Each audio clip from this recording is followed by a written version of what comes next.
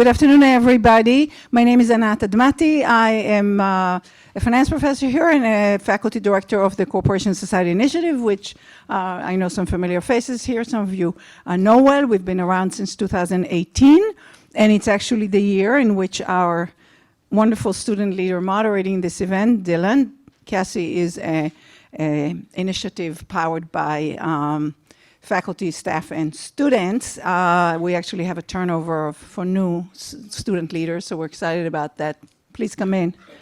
Our events are sometimes moderated by faculty or others, but oftentimes by students, and there couldn't be a better moderator for this event than Dylan Ackerman, who spent 5 years prior to coming to GSB in Facebook doing precisely dealing with issues that we're going to discuss today.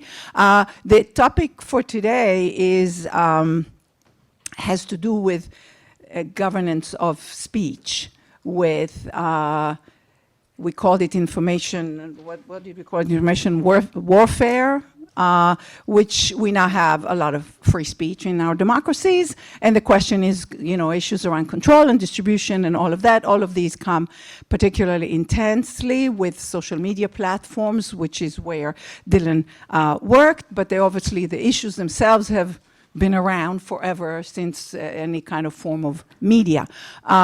And our guest today worked at Stanford for a while in something called Internet Observatory.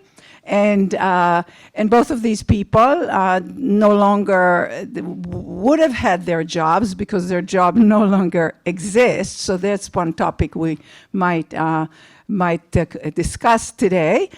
Without further ado, I'm going to let Dylan take it from here. Thank you very much for joining us.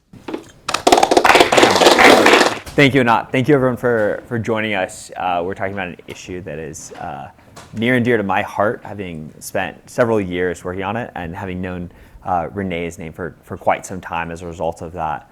And I think that it's an issue that is, we were talking about it this morning over coffee, particularly pertinent given what we're seeing around the world and sort of the different forms that disinformation and misinformation is taking in digital spaces, and sort of both the speed and the content that we're seeing, both could be argued are in some ways unprecedented. So really excited for this conversation. Renée, I wanted to give you the opportunity to go a little bit more into your background, how long you've been working in this space, in what capacity, what first got you sort of interested in this misinformation, both of us don't love that word, disinformation and sort of platform safety part of social media.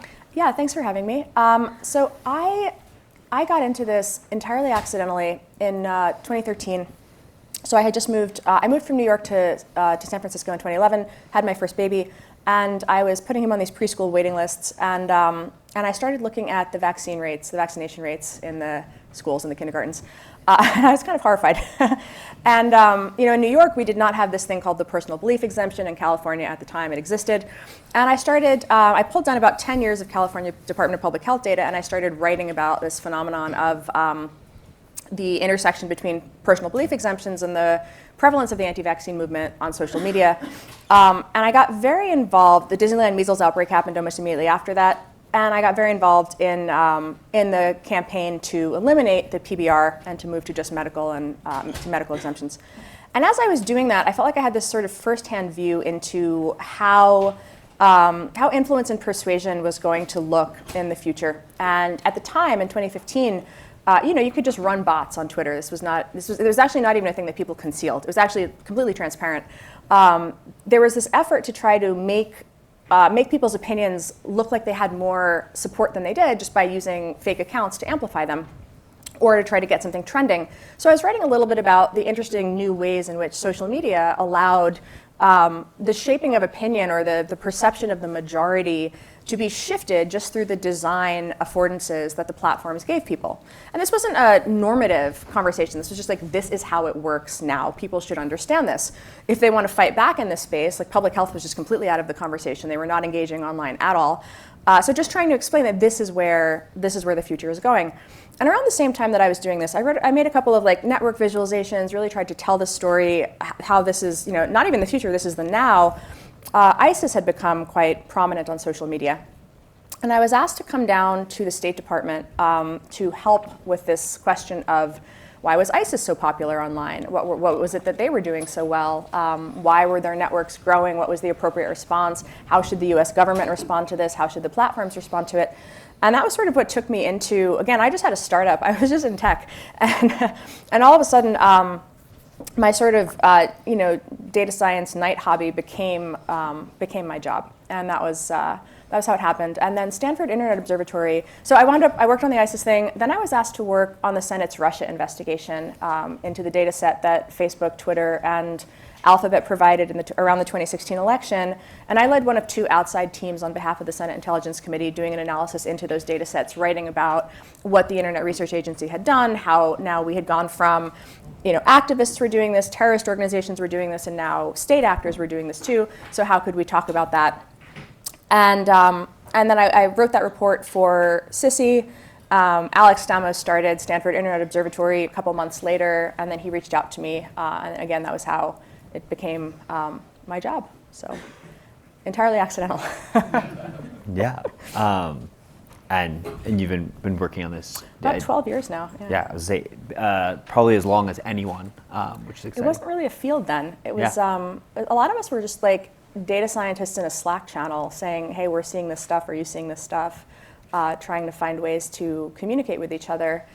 Because I was in San Francisco, I did have a lot of friends who worked at the tech companies, and so I was in an interesting position where I could actually have conversations like, hey, your recommendation engine is pushing this account of mine that I made QAnon content. Like, why is that happening? And so I think also some of us having technical backgrounds by virtue of being in tech, or Alex came right out of Facebook, made us much more focused on things like design and incentives as opposed to this content is bad, which was a conversation that you don't want to be in, because that's where you start to get at you don't want the problem to be the speech. You want it to be you want to be looking at, for example, the Internet Research Agency. A lot of the speech that they put out, a lot of the fake content from the Russian troll accounts, was just plagiarized content from real American media. So the objection is not that they were saying these specific words. The issue is that these were inauthentic actors trying to artificially inflate and amplify and divide society using the affordances that social media platforms had given them. So we wanted to keep the focus really on more of the actors and behaviors as opposed to what is the content saying. We didn't want to be adjudicating the facts or anything along those lines, and that was how we thought about our role in the space.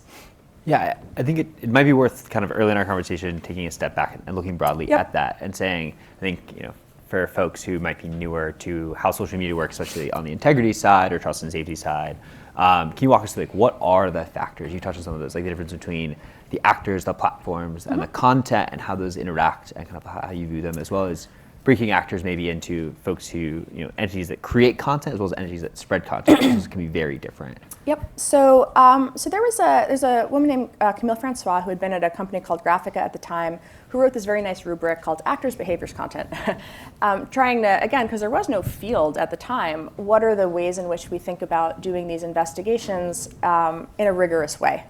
And she had also led one of the teams for the Senate Intelligence Committee. We were blinded, so we didn't know that each other were doing it at the time, but she was the other person who led one of these projects. And so the actor looks at who is the entity behind the content. Sometimes it's quite obvious, right? An influencer maybe makes a piece of content, you know exactly who they are, they're real, they're human, they're quite transparently who you are choosing to engage with. Sometimes, though, you'll see accounts pretending to be something they're not.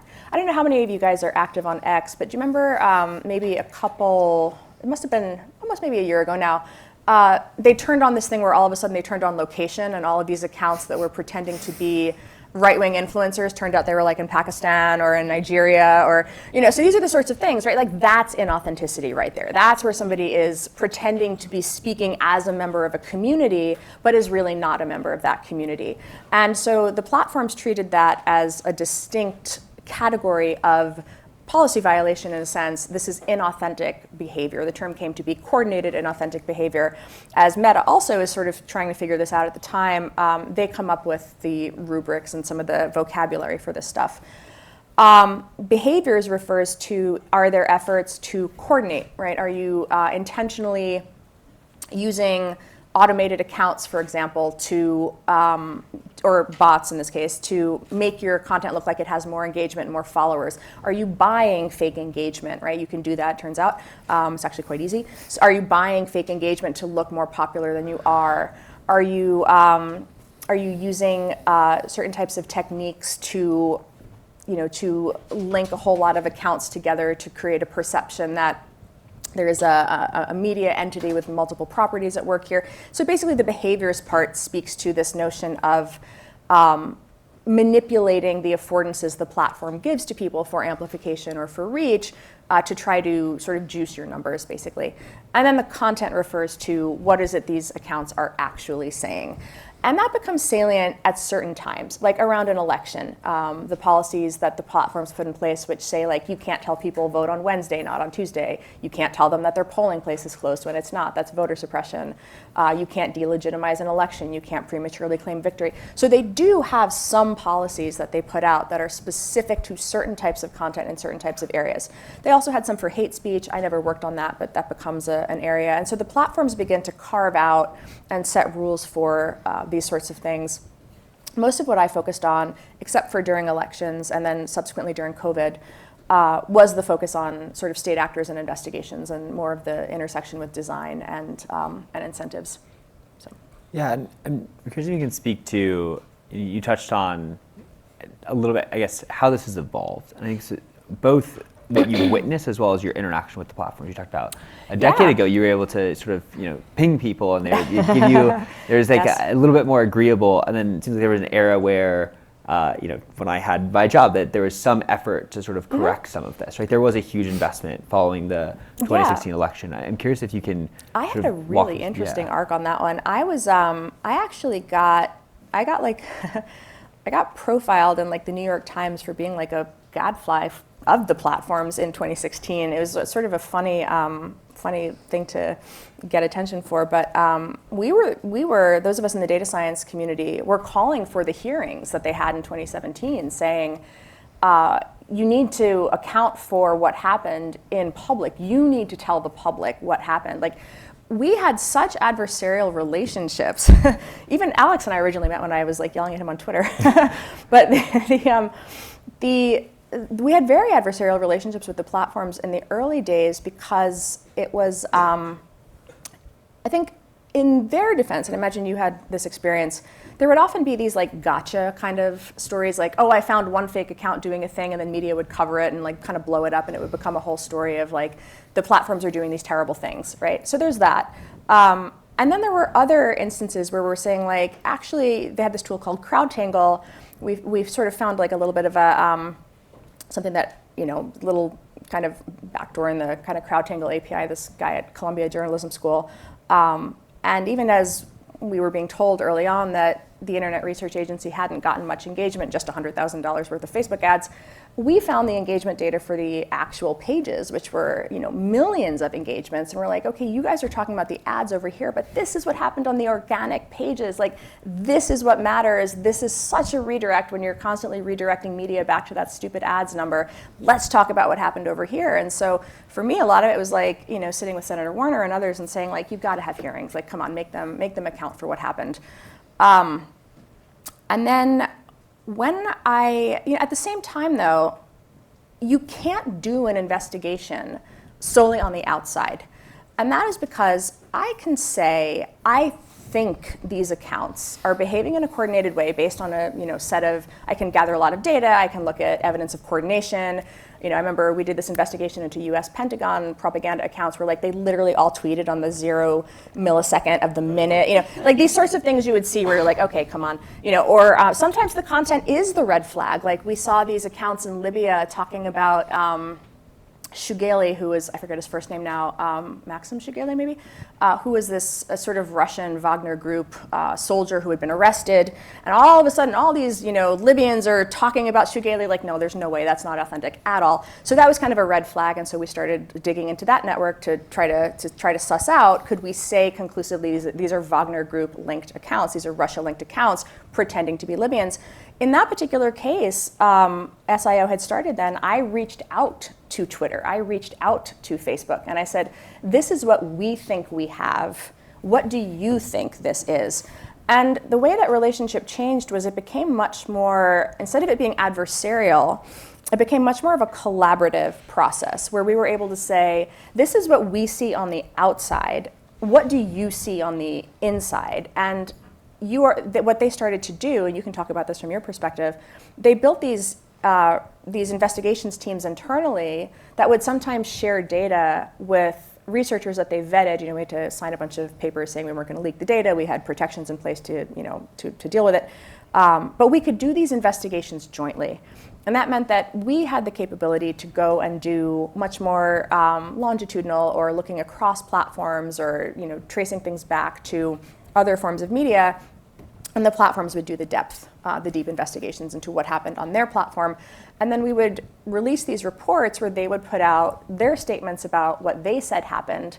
And we would put out an independent research report that we wrote about our understanding of what was in those data sets. And we pushed back occasionally, where I remember once we got a Latin American data set and it had a cluster of accounts. This was from Twitter. And we were like, we think these are authentic activists. We actually don't think these are fake at all. And here's the reason why. And so you could actually go back and forth with them to do these investigations in a much more holistic way. And I think personally, and I still stand by this, that you don't want the platforms, in my opinion, that like unaccountable private power having the ability to do that takedown and not disclose what happened. I think that the fact that there were academics who were doing those investigations and looking at it and writing those public reports was an ideal working relationship where there was at least some collaboration and some information exchange, even while both entities behaved independently. Yeah, I think that last piece on the ability to do the investigation, there's not much in the way of oversight, is I think what leads to accusations of censorship and concerns, often well-meaning concerns from users, from the public, around the amount of power that these platforms have over what all of our information ecosystems. And I'm curious, you'd said before that you lean more towards how do we design these platforms more effectively and moving away from kind of that, we're going to take down specific content, take down specific actors. I'm curious if you can speak to sort of what you've seen that works and what drives you in that direction, and say, no, the correct solution here is better design and better incentives, and not we're going to set better rules and better enforcement of those rules. So my feeling from watching the anti-vax stuff very early on was that there's always a backfire effect when you took the accounts down, right? It turned it into forbidden knowledge. It turned it into something where like they don't want you to know, right? And it makes it more interesting. It's the term the Streisand effect, right? Okay. So I was never a fan of takedowns, except in very limited cases. Inauthentic accounts, yes, like take down the Russians pretending to be Libyans. Like that's an authenticity vertical, and I think that is completely worth doing, right? That was like such a bright line as far as I was concerned. It didn't even, again, as long as you were putting out the data sets and showing your work on like, here is why we believe these are Wagner Group accounts, you've kind of like checked your boxes there. When you get into things like the policies around elections, the policies that they had around COVID, around a bunch of, whether hate speech, all of these other areas that I didn't work in, you still at least see, you want to have some visibility and transparency into what has happened. And oftentimes, that didn't happen. So there would be takedowns where the person doesn't have a right to appeal. They don't really know why their stuff has come down. Some AI has taken it down, right? Because things gradually begin to move in the realm of like automated moderation, right? So it's not even human review. It's just the machine god decides that this is bad, and like there it goes. So I argued very strongly for transparency and for user agency, right? How do you give users more control over that experience? I also really do believe that labeling is, my personal theory on this, my personal feeling, Asa Raskin and I wrote this article in 2018, Freedom of Speech, Not Freedom of Reach, which was like, leave it up and then think about what you're curating, that it was actually the curation piece that mattered a lot more than what came down. Because every piece of content in a feed is ranked. There is no neutral. Once you internalize that, you realize that the platform has, completely at its own discretion, the right to decide how it is going to rank. That in itself is an incredible power. So I wrote a lot of arguments that that power should be devolved to users, that users should have much more control over that ability to do that ranking, but that on a centralized platform, the right to curate is the platform's First Amendment right. That is what you are there for. That is what you are signing up for. And so the other thing I wrote a lot about was like, we need more platforms, right? And I wrote about we need more platforms because the argument was, if you are moderated or deplatformed or whatever, you should have another place to go. And there should be communities that are palatable to the rules and values of certain communities that want to speak in certain ways to each other. And this was actually what you started to see, right? You had Parler begins to emerge. You start to see the rise of, first it happens on the right and then it happens on the left. So you start to see the rise of Parler, Truth Social, and the very right-wing coded platforms that emerge with their own very specific moderation rules. Like on Rumble, you can't share Antifa content, right? That is a very specific terms of service that only Rumble has. And I think it's great, right? That's what you want to see. You want to see the rise and the proliferation of these platforms so people have places to go. And then you start to see, after Elon buys X, the diaspora of left-leaning users moving to Blue Sky and Threads and Mastodon for a while there. And so, again, this question of transparency, design, and my personal belief, again, that the platform is ranking, it is always ranking, it is always curating, and all of that has to be done transparently and with, ideally, a right to appeal. I suppose I can understand the transparency piece around it's great to have that clear, what the rules of engagement are on a site clear. I think the lack of clarity is the root cause of most frustration that I saw, like directed from users at Facebook of why certain action happened. On the other hand, examples as sort of those left and right wing coded, like at what point does that sort of risk sort of pushing us more and more into echo chambers? Oh, yeah, that's the trade-off in those two 100%. scenarios. So this has always been, this is the question where I'm not convinced that that is a technical problem at this point. And the intentional effort to reframe any sort of moderation as censorship began on the right in 2018. And that was for a variety of reasons, but you started to see Donald Trump get upset about certain decisions that were made. And then by 2020, when his tweets began to get labeled during the election, labeled, this is before January 6th, there has been no takedown, labeled. You start to see that argument that a label is censorship, right? So we begin to see this expansive definition of that term where it becomes, it sort of, in my opinion, leaves the realm of reality and moves into this, anything I don't like is censorship at that point. So that's a thing that happens. But that sense of these rules aren't for us is constantly reinforced by the influencers and the community members who are like, no, come follow me over here. This is where you start to get at, can you help people understand a little bit more, what are the incentives of the people who are talking to them? How are they making their money? Why are they, why is this happening? I think the question of how do you bring people back together, how do you depolarize them, that's bigger than tech. What we're starting to see, if you want to think about it from a design standpoint, the best arguments are what's called bridging-based recommenders. I don't know how many people here are familiar with that term, but it's the idea that since, again, no content ranking is neutral, rather than ranking when you open your feed for something that is going to be like rage bait or incredibly weird that you're going to engage with because you're like, what the hell is this, or something that is highly sensational, instead of ranking in those terms, you can actually do what's called bridging-based ranking, where you're saying, here is some content that is liked by divergent publics. So people on the right and people on the left like this content, that's what we're going to prioritize showing. So this allows you to surface content even about highly inflammatory issues, abortion maybe or something like that, where it's the idea of like disagreement without being disagreeable. You're still surfacing the issue, you're still getting the content out there, but you're not rewarding the rage entrepreneurs by putting them at the top of the feed every time. So instead what you're trying to do is rethink what that curation model looks like, and you just show people content that is not coming from people who are actively monetizing outrage. That's where I think the best possible depolarization option is from a design standpoint. But otherwise, I think a lot of it is offline at this point. It is, how do you engage your community? I know there's like things like America in One Room and other efforts that people here at Stanford work on that make people recognize kind of humanity as opposed to like, that's my side and that's your side, because that is way bigger than just a technical problem. Yeah, I certainly don't disagree that it's often pointed at social media as sort of almost the cause of that when obviously it's happening in and out of digital spaces. I'm curious. I love the framing that the ability to rank and the ability to create an algorithm is the First Amendment right of these platforms. It is also their biggest responsibility. And I guess I'm curious from your standpoint, do they take that responsibility seriously enough?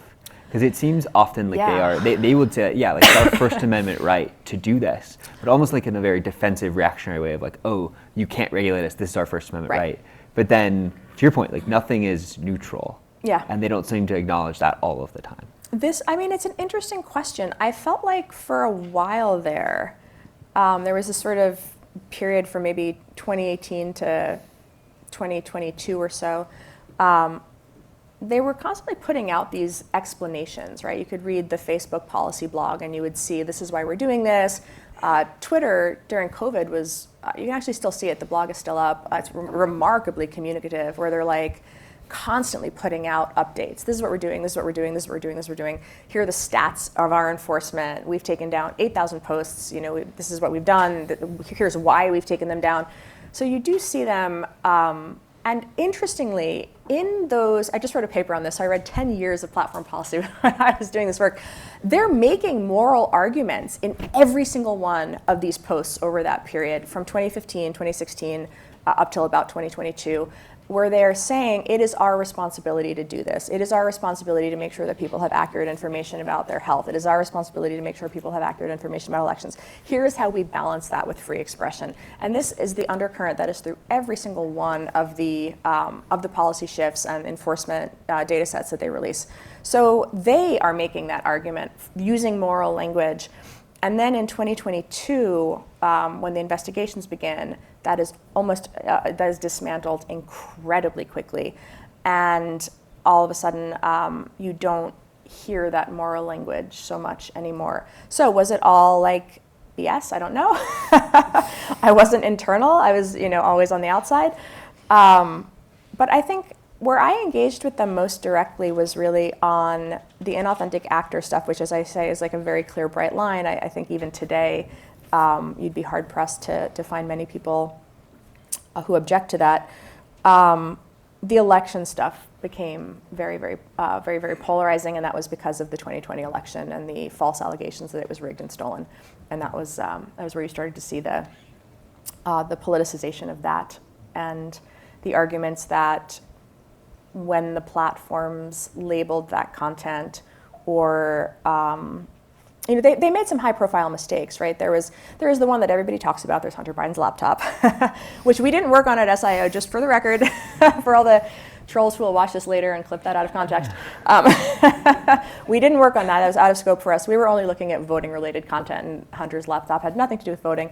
But they did throttle that in a very public way, and it was a bad call. And they apologized for it, right? They did respond to it, but you did see in that moment, I think it became clear to people the power that they have. Now, that was Streisanded to all hell. The idea that nobody knew about Hunter Biden's laptop is complete BS. It was shared on Meta 400,000 times before it was temporarily throttled, just to be clear. So again, with a lot of these things, you have to the nuance is really what you need to get to, which is, it was a bad call, and also it was not what the media circus turned it into.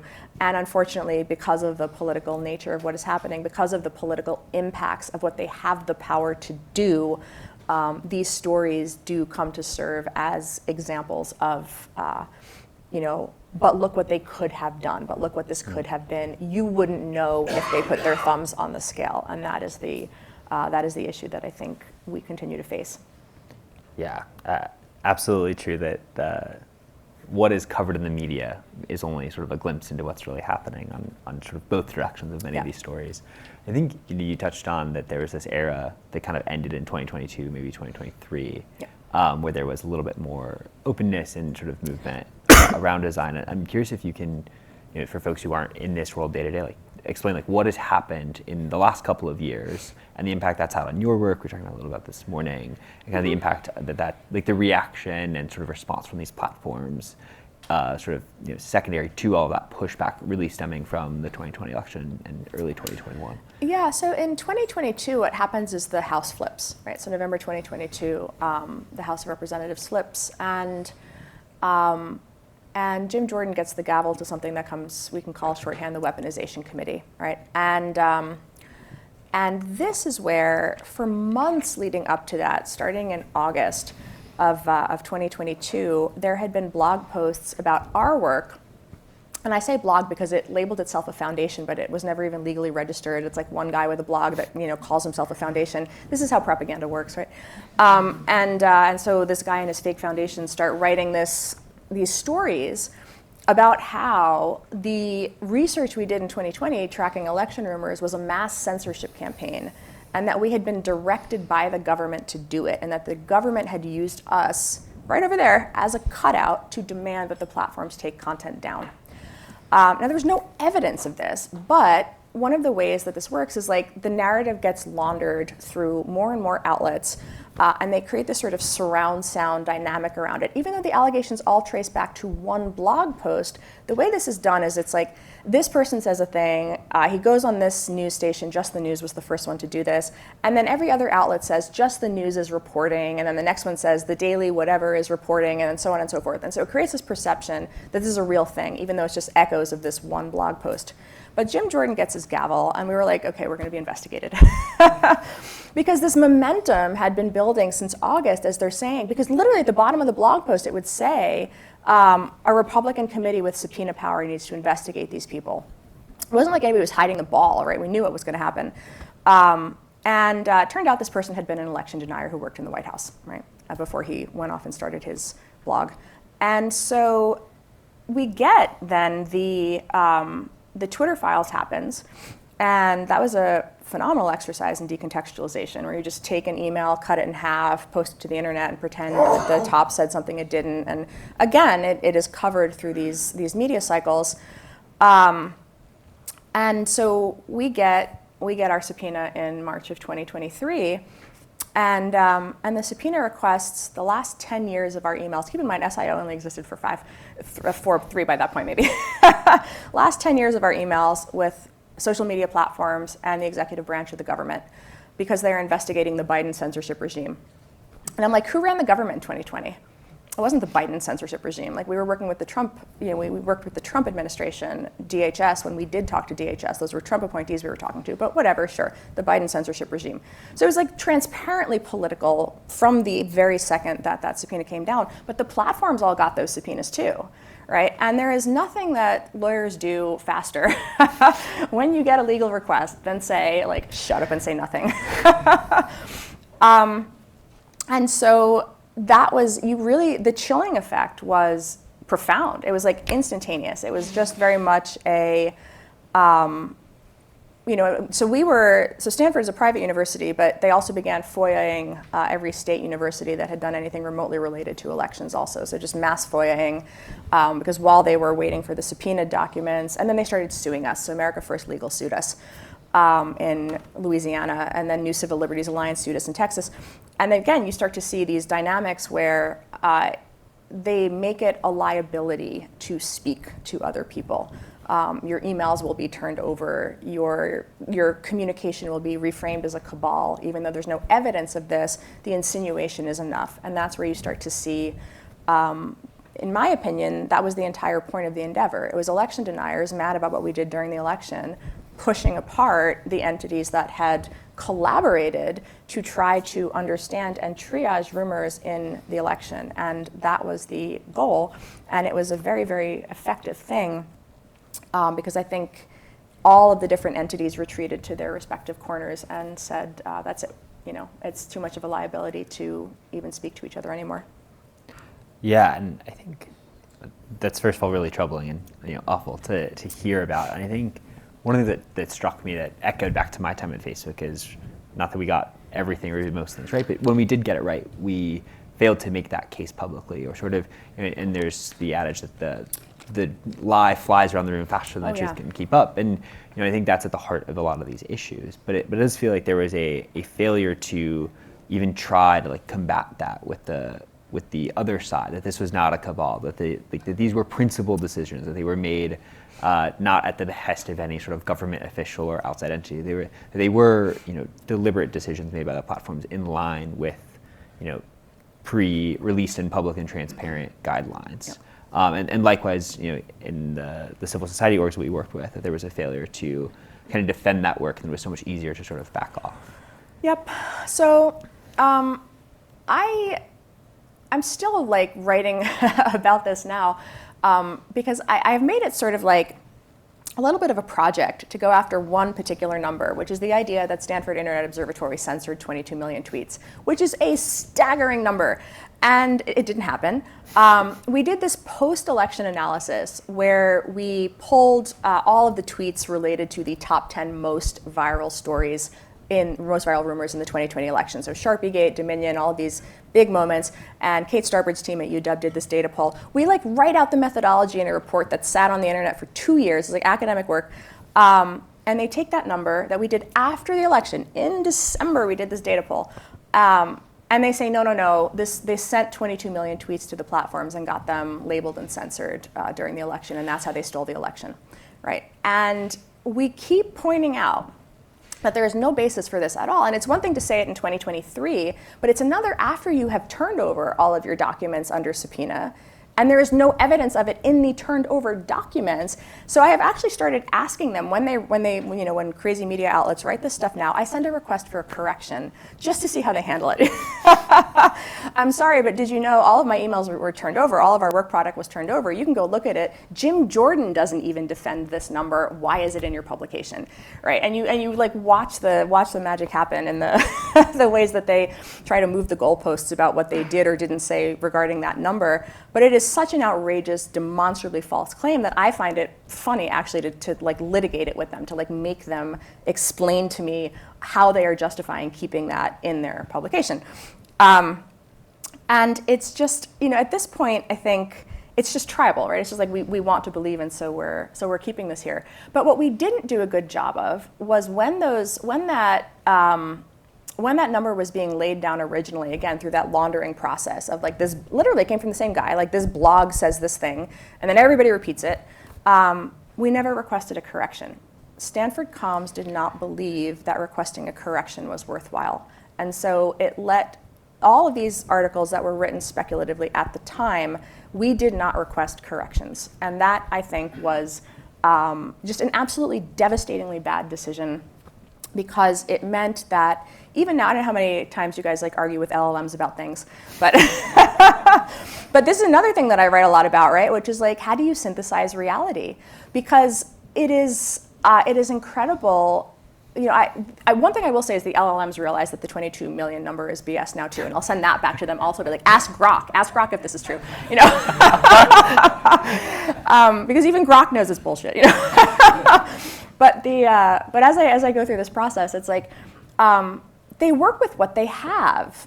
And we were sitting there telling election officials, don't let rumors ossify, right? You've got to push back, you've got to say like, no, the Sharpie markers actually didn't bleed through and blah, blah, blah, and all the details related to the specific election rumor.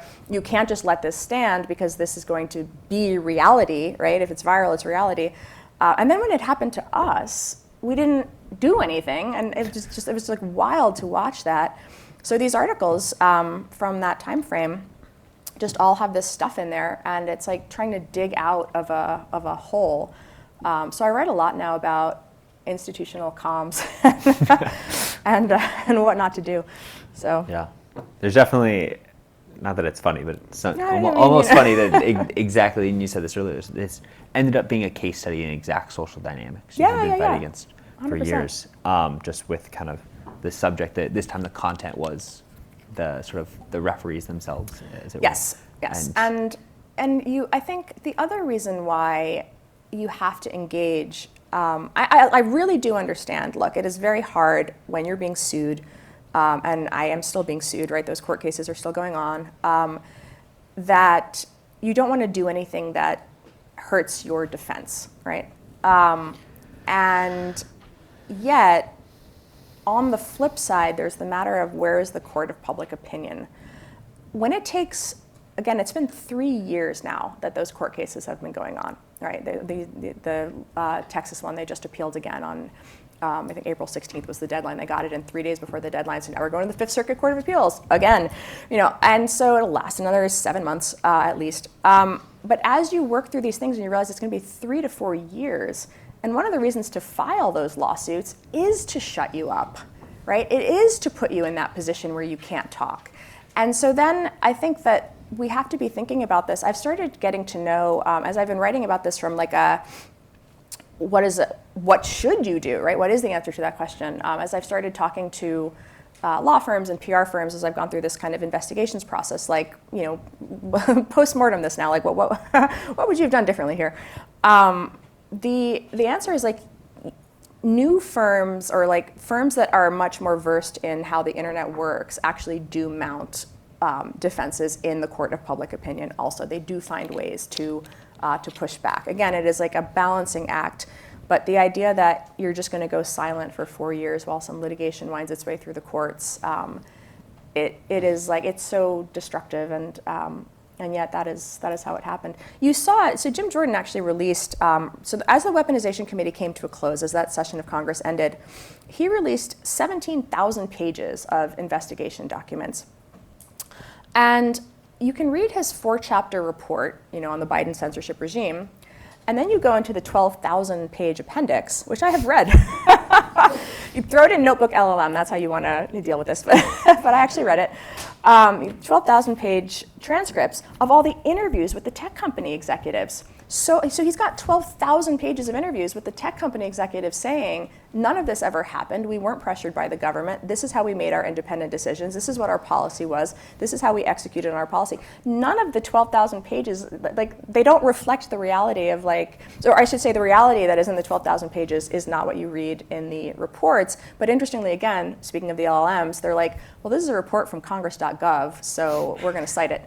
And you're like kind of, the Democrats didn't write a counter report, so this is reality here, right? And you're trying to tell the LLM, but did you look at the 12,000-page appendix that wasn't even indexed? And it's like, no. Yeah. So you're really trying to think through again from a infrastructure and design perspective, what synthesizes reality at this point, and how do you push back? Yeah, and my last question before we'll take some questions for the audience for a good amount of time at the end here is, you talked about the purpose of that aimed at you and other journalists and other civil society actors was to sort of silence. Yeah. And I'm curious, for those folks who don't necessarily have the inside look at maybe what was different, can you explain just the impact that had on the platforms themselves? I think there's a cynical take that's, well, the platforms were never doing anything to begin with. So they were. So this lawsuit doesn't necessarily shift anything, but I think speaking to whether it's through your relationship or just what you've seen, has that led to a market shift in how the platforms view this question? This is a really interesting question. So the platforms got sued also. We're not co-defendants in any of the cases, just to be clear. We were sued as de facto agents of the United States government. So I'm mostly co-defendants with government people, even though I was not paid by a government nor am I an agent of the government. That's a whole other thing. The platforms were sued as by people who said our First Amendment rights were violated when you moderated us or took us down. Those cases are tossed constantly, right? They are just not, because again, the platform has the First Amendment rights, not the user. This is just American law. This is something where you can reframe it and yell about it on social media, but when a court looks at it, the court says, no, this did not happen, no, this isn't real. The most prominent case was the Murthy v. Missouri case, where, again, the platforms were defendants, or that was government. But you did see the Supreme Court, Amy Coney Barrett, Justice Barrett, say, there's no evidence here connecting a platform decision to anything the government asked for in relation to any of these defendants. In fact, there's no evidence that the government requested anything related to these defendants, so we're going to toss this for standing, right? We're going to kick this back down for standing. So what happens with the platform court cases, they too are constantly getting tossed because the platform has the right. If they wanted to say, we're not letting you on here if you type the word cat, that would be covered, right? That is their right. They can do that. It's crazy, but they could do it if they wanted to, right? It's just the sort of court of public opinion that would prevent that from happening. But so what you start to see is this, they're winning in the court cases, but they are not willing to stand up and say, we made this choice, here is why we did it, this was the ethics underlying it. Here's where we might have done something differently. Here's where we wouldn't have done something differently. Instead, you just see a retreat, I think, and that's in response to, ironically, political pressure. They argue that there was a lot of political pressure from the left during COVID. Then you see political pressure on the right afterwards, and that's the dynamic there. Absolutely. I would love to open it for the last 15 minutes to open it to questions from the audience. If folks, raise your hand. We'll call on you. Sure. Yeah. Hello. So good to see you. You too. Congratulations. Amazing book. What do you think is the future of the kind of work you were doing of monitoring for election-related disinformation? The future of platform content moderation, which seems to be going radically in the reverse direction. And if I can just add on one more angle to this, we thought we were saying a massive and virtually unstoppable train wreck coming in terms of deep fakes. Yeah. And it doesn't seem yet to have had the impact on elections that we were expecting. Do you think that's just because the technology isn't perfect enough yet? Or do you have any thoughts on why it hasn't had a more profound and, determinative effect on election outcomes? So I think on the first question, it's the collaboration piece that was dismantled. So you do not see researchers talking to state and local election officials anymore, right? So the way that our election work worked, if a state or local election official saw something, we had an open tip email. They could just send us hey, can you look at this? Hey, what do you think this is? Again, that same question. Because we were like, their job is to run elections. It's not to be monitoring like the latest, random account that they think is fake. Sometimes they would think it was Russian. That was what we were like, but we would try to look at it and understand it and send them something back saying what it might be or whether it was like a big deal or not. And then every now and then we would tag in a platform if it did seem to violate policy. So it's that connection that's not happening. You'll still see like Kate Starbird's team at UW still does rumor triage, right? They're still talking about this is going viral, here's how it's going viral, here's why it's not true. They do pre-bunking work, they try to explain things in terms of tropes and storytelling. Around this phase in the election, you are likely to see X, Y, and Z. But again, it is the ability to have multi-stakeholder conversations that is done. Even by 2022, our finding in 2020 was that the platforms ignored 65% of the things that we tagged. So we were like, well, okay, tagging is not really the best use of our time. So we're just, so by 2022, we weren't really doing that. But that was the sort of firsthand, the effort in 2020 was different. We were kind of trying it out for the first time. I think you have seen people retreat from the space, right? The idea that it is too much of a liability to do election work. And, like when we were still under subpoena, Stanford sent a letter saying that like SIO wouldn't do this in 2024, wouldn't do real-time election rumor research in 2024. So you do see, I think, universities getting spooked when it comes to seem like a massive liability. Like if you do this, you're going to get sued. It's going to be a vexatious nuisance lawsuit, but you're going to fight it for millions of dollars over 4 years. And is the juice worth the squeeze? So that chilling effect is real. And then to your point about AI, the technology gets better and better. And so my feeling on this was always, again, in that nuanced space, two things are true. One, authentic content or decontextualized real videos are highly persuasive. They move, they're, anytime there's like fires in the Brazilian rainforest, someone will grab a forest fire image from India and throw the picture into X and it'll go viral, right? So decontextualized real images are a thing. The question is, how do you help people understand what is real and what is true? And these are not the same thing. And generative AI creates a significant degree of distrust. It makes people really doubt what they're seeing. They doubt what's real and they doubt, so you can actually use it to diminish confidence in the real, and at the same time you can use it to create the fake. I think that I see it as an extension.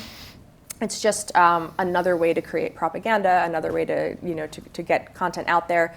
I think we have seen in some elections, I want to say maybe it was Slovakia, fake leaked audio dropped, 48 hours before the vote that there has been some speculation that actually did have some impact. Leaked audio of a politician on a hot mic. This is obviously fake. This is a fake audio, saying, "Oh, when I get into power, this is what I'm really going to do," that kind of thing. And as people try to figure out if it's real, it really comes down to just what do you trust? Do you trust this speaker? Do you trust this outlet? And so you see that problem. I think it is going to continue. I don't think it's going anywhere. But again, it's not massive. It's not like the biggest thing, but it is also a thing. I will say that the AI question is the question I got most from friends and family while I worked at Meta was how bad are first deepfakes and then generative AI, like how much will that shift the ecosystem? It's a real bipartisan concern. I joined Bill O'Reilly actually to talk to to talk to his audience about it, and because he had a friend who was taken in by a video and he wanted to talk about this for his audience, and I said sure, I'd be happy to come on and talk about it, and I got such nice emails from the audience afterwards. Talking about how it had impacted them, right? Like, my mom was taken in by this scammer. A lot of it touches people in their personal lives in the context of spam and scams, but it's really not a partisan concern, actually. It is quite a bipartisan concern that people are going to be duped. They're not going to know what's real. They're going to be constantly taken in by this stuff, and then you're going to have to try to persuade them that something is true or not true, and how can we find a way maybe to bring people back together around this idea of it is a common value, I think, across the political spectrum to want to believe, to want to have some confidence in what you see in front of you. And I think we should be leaning into that more and trying to emphasize that this is not a partisan issue. Two more. Yeah, I wonder if you looked at all at Wikipedia.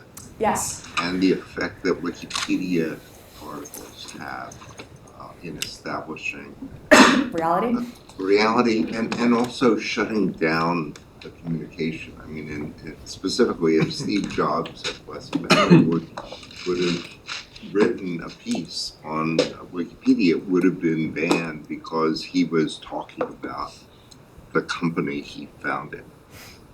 That is a policy that they have. Yes. So you now have shut out a historical voice, right? So I have written about Wikipedia, most recently in The Atlantic when Grokpedia was launching. This might sound strange, but Grokpedia does some things very well, right? And what it does very well is that it crawls and ingests massive quantities of information. And I was one of the fortunate few. The first 800,000 entries included a bio for me.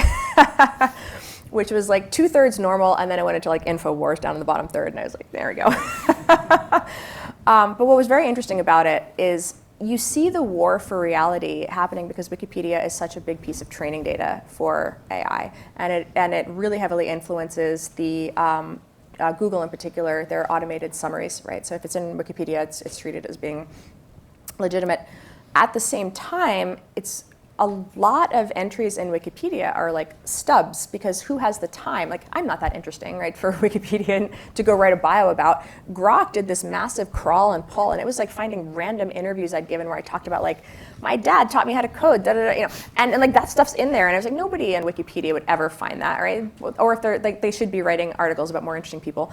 And so the watching like, this is what the AI can do, and I actually was kind of fortunate enough, Jimmy Wales had just written a book at the same time. So I got to interview Jimmy Wales about this because Wikipedia also doesn't want AI-generated entries, which is a interesting challenge because one of the things that was fascinating about the Grokpedia experience is like, you have to plead your case to a robot. You have to try to convince the robot that the InfoWars article about you is crazy, right?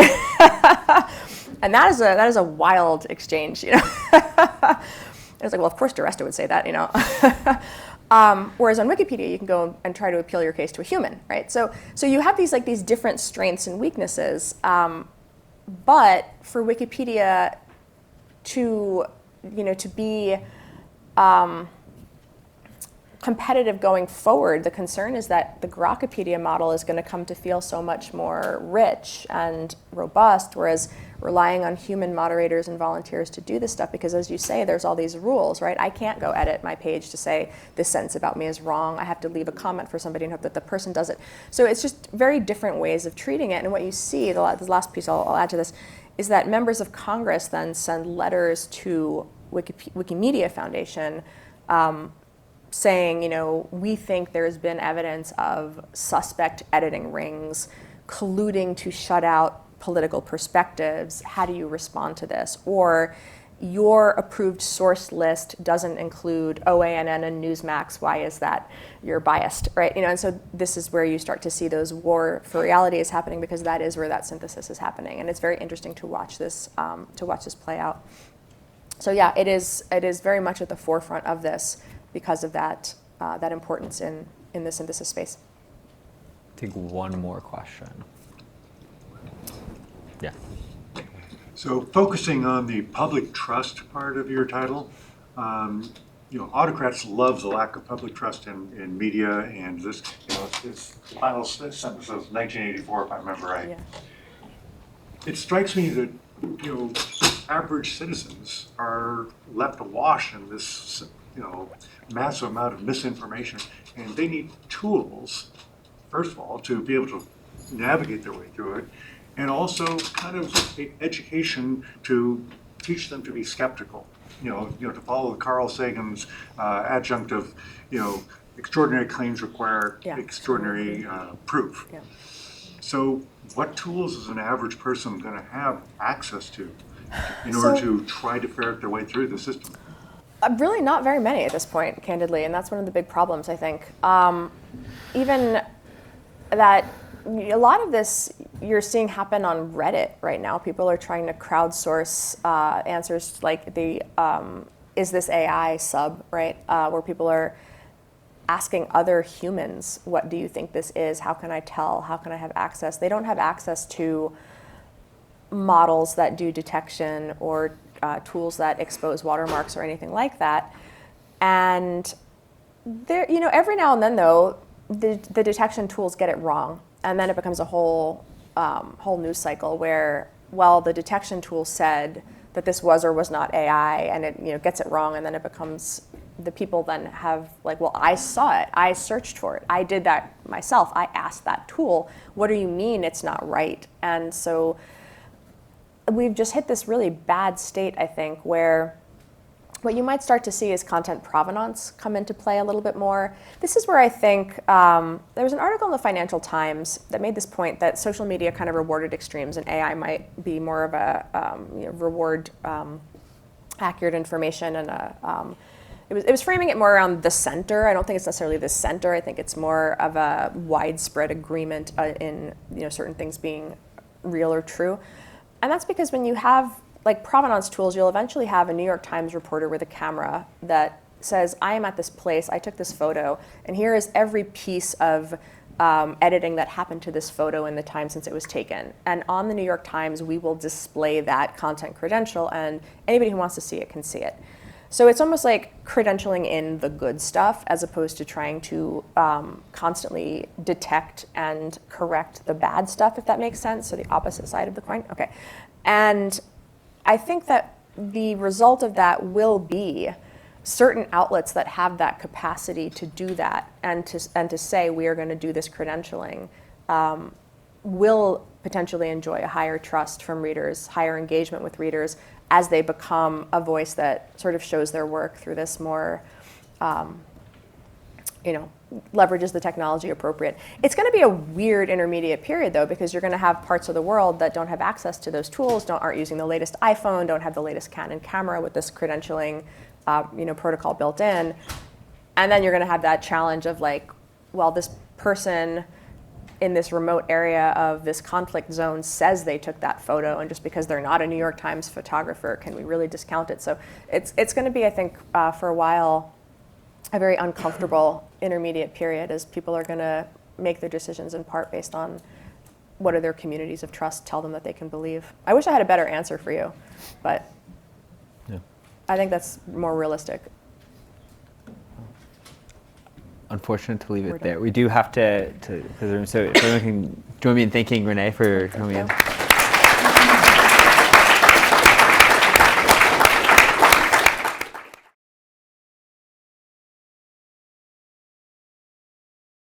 Thank you.